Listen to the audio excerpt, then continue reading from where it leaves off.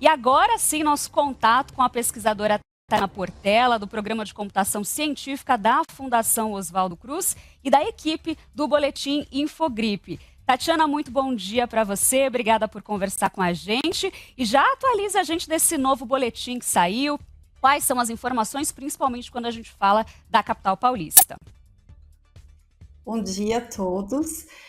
Nesse último boletim Infogripe, a gente observou que 16 cidades federativas do país apresentam uma incidência, né, de casos de síndrome respiratória aguda grave, de moderada a muito alta, que a gente chama, né, de alerta ou de alto risco, bem com tendência de crescimento de casos. Né, está dentro, né, dessas unidades federativas. E na maioria desses estados a gente observa um aumento desses casos graves, principalmente nas crianças pequenas, né, até 2 anos de idade, associado ao vírus sincicial respiratório. E também em alguns estados a gente já observa o início, né, do aumento das hospitalizações pelo vírus da influenza. Entendi. Considerando então esse aumento, como é que a gente está assim com os hospitais? De fato, está tendo um aumento? Vocês repararam isso?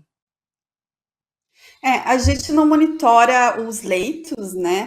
Mas sim, a gente tem observado um aumento das hospitalizações, né? Já que os casos de síndrome respiratória grave são os casos que demandam mesmo hospitalização. Em alguns estados já declararam emergência, como o estado de Minas Gerais, o estado do Mato Grosso do Sul também tem apresentado uma incidência muito alta, né, dessas hospitalizações.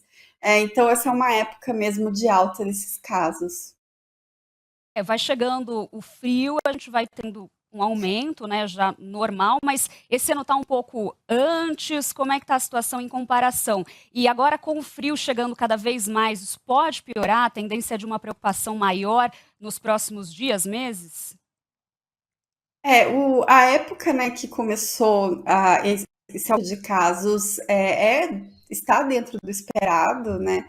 Então, geralmente o aumento dos casos de VSR começa lá para o final de fevereiro, início de março. A gente observou isso em muitos estados, principalmente na região central do país. E os casos de influenza geralmente começam a aumentar um pouco depois, agora, né, final de abril, início de maio, que é essa época que a gente está observando esse início de aumento de hospitalizações por esse vírus. Então, a tendência segue, né, o esperado, e a tendência é que agora, isso, né, do inverno, a gente observe ainda mais esse aumento dos casos, principalmente de influenza. E para a gente passar as informações para os pais se atentarem aos sintomas, o que é que pode ali gerar uma preocupação e como é que diferencia o vírus sincicial respiratório de uma gripe? Quando que leva para o médico? Os sintomas são muito parecidos, né, entre essas doenças de transmissão respiratória, influenza, Covid, VSR, mas os pais precisam ficar tendo sinais de agravamento da doença na criança. Então, se a criança começa a muito comportamento, né, se ela fica muito prostrada, não se alimenta direito, tem febre alta já por muitos dias, né, 2, 3 dias, se a febre volta, né, depois de um período, se ela tem, se ela está com uma coloração, né, dos lábios, dos dedos mais arroxeada, isso pode ser um sinal de falta de oxigenação. Então é bom observar, né, esse comportamento da criança, esses sintomas, e em caso de agravamento, levar para um posto de saúde. E existe uma vacina para o vírus sincicial respiratório? Ela é dada também na rede pública, privada?